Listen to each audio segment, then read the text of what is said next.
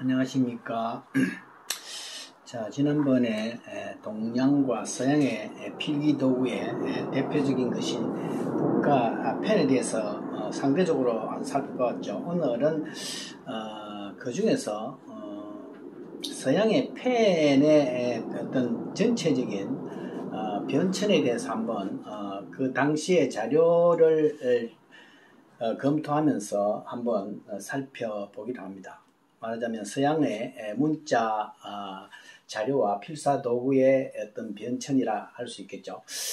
크게 결론적으로는 펜이라고 결론을 지었지만 사실 서양의 문화 역사가 굉장히 범위가 넓고 시간 역시 길어서 필사도구가 그렇게 간단하지는 않습니다. 결론적으로 펜으로 기결되었다는 점인데 우리는 서양 문자 발달에 대한 여러가지 정보가 잘 없기 때문에 저도 뭐 깊이는 알지 못합니다만은 이 기회에 한번 여러분들한테 전체적인 골경만 한번 소개해드리고 자료 화면을 간단하게 한번 살펴보기로 하겠습니다.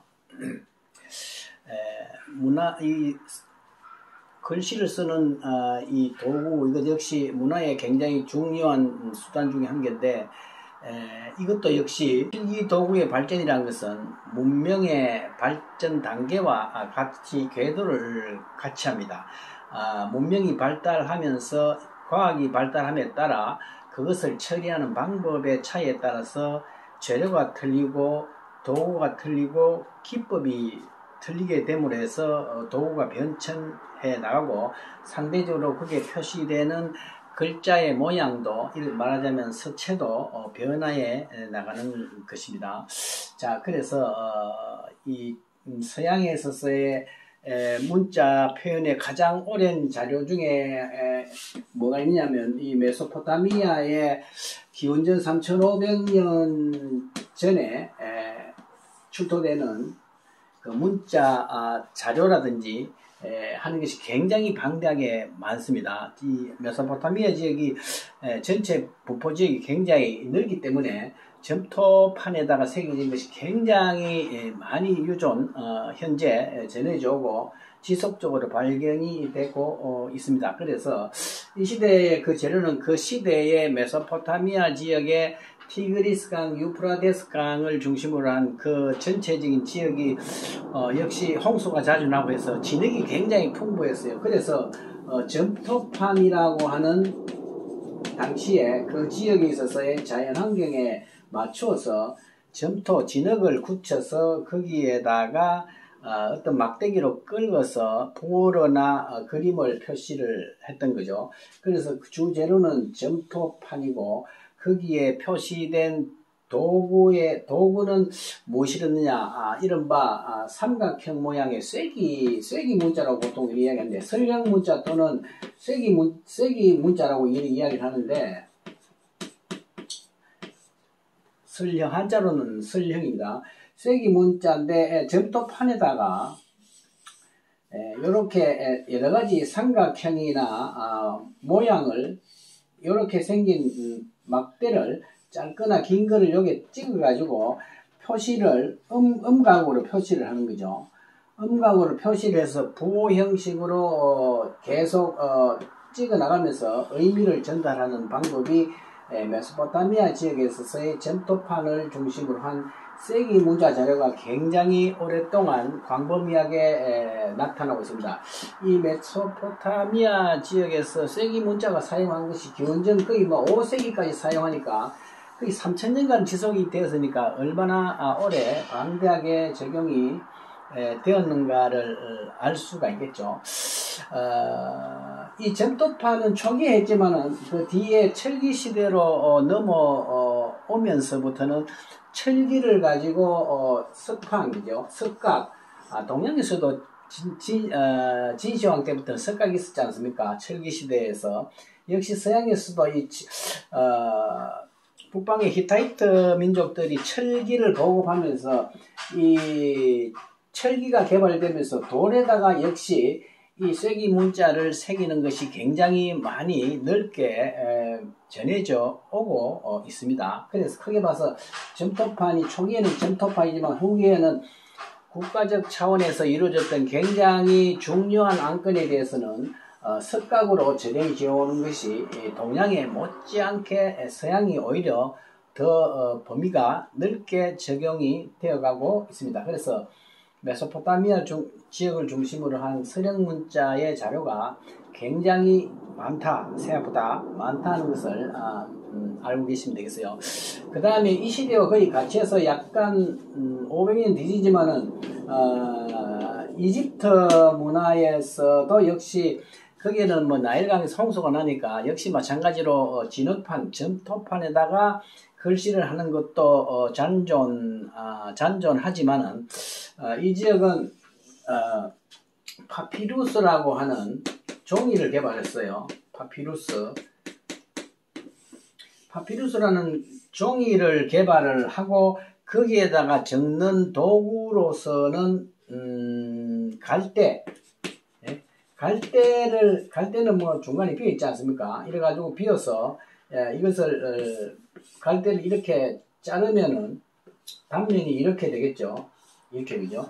그래서 여기다가 어떤 구조해서 칼집을 내가지고 여기다가 물감을 찍어서 쓰는 그런 형식의 말하자면 펜의 기초 형태가 이집트에서 갈대를 서사도구로 파피루스에 적으면서 시작한 것이 크게 봐서 펜의 기원이라고 이렇게 할 수 있습니다. 그리고 이집트에서는 문자가 역시 메소포타미아와 이집트는 최초의 아주 신석기 최초의 문자는 상형 문자입니다. 아주 초보적인 상형 문자예요. 근본적으로 이집트와 메소포타미아, 중국의 한자, 세계의 모든 한자는 상형에서 출발하는 것은 똑같이 균일합니다. 그래서 이집트에서는 이렇게 갈대를 가지고 파피루스에 적는 이런 것도 있었고, 그것이 메소포타미아의 점토판에 쐐기로 눌러서 만드는 서령 문자를 표시했듯이 갈대를 가지고 파피루스에다가 당시 이집트의 글자, 뭐 말하자면요, 필기체인데 말하자면은 뭐 민족 문자, 신간 문자라는 게 있어요. 필기체 이집트 문자가 있습니다.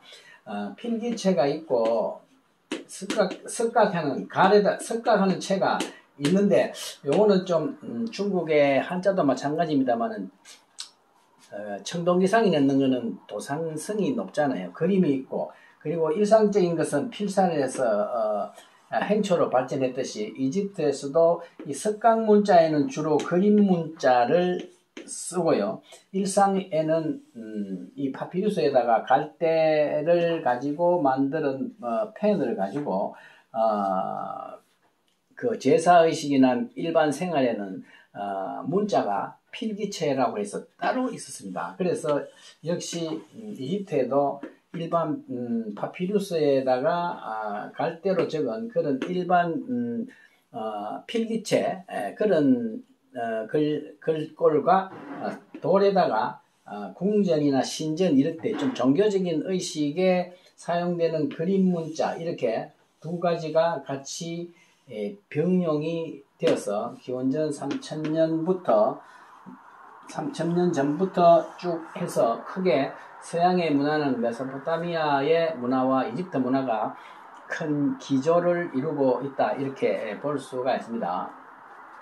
이런 두 개의 큰 흐름이 기원 전후 시기에 와서는 이 문자가 쐐기 문자가 좀 발전을 해서 표의 문자가 표음 문자로 바뀌어 버립니다. 말하자면 알파벳에 제가 말씀을 한번 드렸죠. 알파벳이 이 쐐기 문자에서 근원을 두고 발전을 해가지고 알파벳이 만들어지면서 이 알파벳이 그리스 로마 문화가 크게 일어남으로 해서 유럽 전역에 퍼지고 그것이 현재까지 크게 적용이 되고 있거든요. 그래서 중세에 와서 그리스 로마를 중심으로 한 특히 로마를 중심으로 한 그 알파벳을 사용한 문자 사용이 크게 대세를 이루고, 부분적으로는 이슬람 문화의 그런 문자가 조금 아라비아 문자가 크게 대조를 이루는 그런 현상을 크게 띠고 있지만 세계적으로 봐서는 크게 지금 알파벳의 문화에 이렇게 와 있다 그러죠.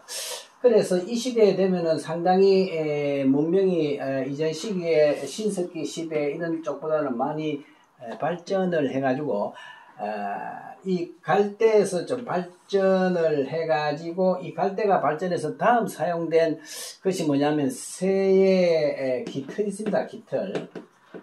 깃털을 새 깃털이 이렇게 있는데 깃털의 요 부분을 잘 잘라서 갈대처럼 했는 것을 개량을 해가지고 깃털펜을 만들어요. 그렇게 하고 재료는 파피루스에서 발전해서 파피루스는 거의 자연재료입니다. 거의 가까운데 깃털펜을 사용해서 주로 성경을 적는데 주로 썼지만 그 쓰여지는 주 재료는 서양에서는 이 종이가 상당히 늦게 만들어진 게 아니고 중국의 종이 재질술이 상당히 후대에 가요. 그래서 이 시기에는 종이가 없어서 양피지, 그죠? 동물의 껍질을 삐껴서 그것을 가공해서 쓰는 양피지, 양의 껍질이라는 뜻입니다. 양 껍데기를 가공해서 거기에다가 이러한 갈대가 발전된 깃털펜으로서 기록을 하는 것이 중세의 가장 기본적인 행위랬어요. 그래서 갈대에서 펜에서 시작한 것이 깃털펜으로 이렇게 이어지고 이것이 근세 약 한 18세기에 와서는 산업革命 후에 기계 문화가 발전이 되면서 이것이 철이 소재가 되는 펜으로 발전을 하게 됩니다. 말하자면 철필이죠. 철필이 발견되고 철필이 발명이 되면서 중국에서 넘어온 제지 기술이 서양에 소개가 돼요. 그래서 철필을 가지고 종이에다가 글씨를 쓰기 시작합니다. 그리고 이것이 조금 더 이어지면서 철필이 조금 더 가공이 되고 용이하게 된 만년필은 그 잉크를 저장해서 쓰는 것이죠. 근본적으로 같습니다만은 같은 철필입니다. 만년필이고 현대에 들어와서는 조금 더 간편한 볼펜 또는 사인펜 이렇게 해서 현재에 이루고 있다고 볼 수가 있습니다. 그래서 크게 볼 때 서양의 필기도구는 메소포타미아의 점토판의 자료들은 또 많이 있지만 왜 보면은 쐐기 문자보다는 이집트의 갈대를 가지고 파피루스의 글씨를 필기를 했던 필기체의 글씨가 중세로 넘어오면서 깃털펜으로 연결이 되고 이것이 근세로 오면서 철필로 펜촉으로 해서 만년필로 현대해져서 전체적인 서양의 필기도구는 펜이 주도권을 쭉 이어져 왔다고 이렇게 볼 수가 있습니다. 자, 이러한 서양 문자 표기하는 도구인 펜의 발달에 상대적으로 이래 보면 간단하게 아는 사실이지만 중국 같은 경우는 문자 제일 나는 게 은나라 아닙니까? 은나라의 갑골이죠. 고갑수골. 거북이 백가죽이나 동물의 견갑골에다가 글씨를 새긴 갑골문이 있었고, 그 앞에는 갑골문을 하기 전에는 톡이 있죠. 흙으로 빚은 그릇, 도기 또는 토기에다가 간단한 부호나 그림이나 글씨의 원초형을 새긴 것이 있습니다. 그래서 요거는 역시 서양의 점토판에다가 그림을 긁은 그 형식과 사실 같다고 할 수 있고, 문자로 이제 완성이 돼서 들어간 것은 은나라 때 갑골문입니다. 요거는 자연문이죠. 그러다가 주나라 때 넘어오면서 청동기가 개발되면서부터는 이른바 청동기에다가 글씨를 새겼지만 청동기에다 바로 새긴 것보다는 흙으로 주물을 떠가 거기에다 꼬챙이로 끓는 것이거든요. 끓는 것이기 때문에 뭐 필사도구라고 할 것은 아직까지는 붓은 없고 갑골무는 여기는 아주 예리한 칼로 새기거나 끓는 것이고, 청동기도 칼이나 또는 꼬챙이로 같은 것으로 끓은 현상이라고 볼 수 있습니다. 이러다가 진나라 때 들어와서는 철기 시대가 도래되면서 철이 개발되면서 직접 돌에다가 새기기 시작하는 석각 시대가 도래합니다. 그리고 그와 병행해서 서사 도구로서 종이가 만들어지기 전에는 천유, 백서, 비단 또는 대나무나 나무, 목간이나 죽간이 주 서사 재료로 병행해서 쓰여지다가 한나라 때 와서 체륜이 종이를 개발을 하죠. 그래서 여기서부터는 종이 시대가 열리게 되면서 현대까지 이루고 있다, 이렇게 상대적으로 볼 수가 있습니다. 자, 이렇게 해서 서양의 서사 도구인 펜의 아주 전체적인 간략한 역사와 중국의 필기도구의 병철을 상대적으로 간단하게 살펴봤습니다.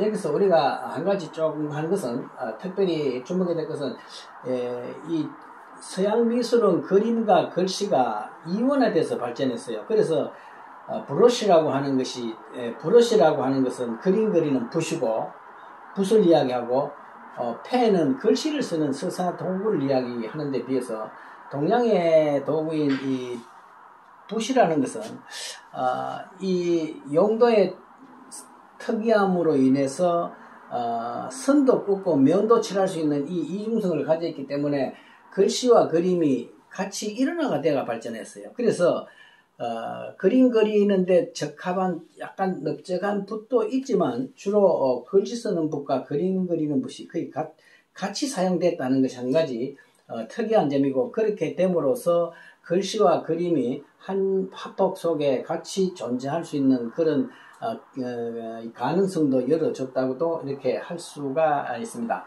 자, 이렇게 해서 서양 필기도구에 대한 아주 개괄적인 것을 제가 소개를 했는데, 일반적으로 서양 미술에서 서예사 쪽으로 다루는 경우는 아주 드물어서 이러한 자료에 대한 것은 쉽게 보기가 아마 어려웠을 거로 생각해서 제가 간략하게 뒤쪽에 도판을 여러분들한테 잠시 소개해 드리면서 이 수업을 마치기로 하겠습니다. 네, 감사합니다.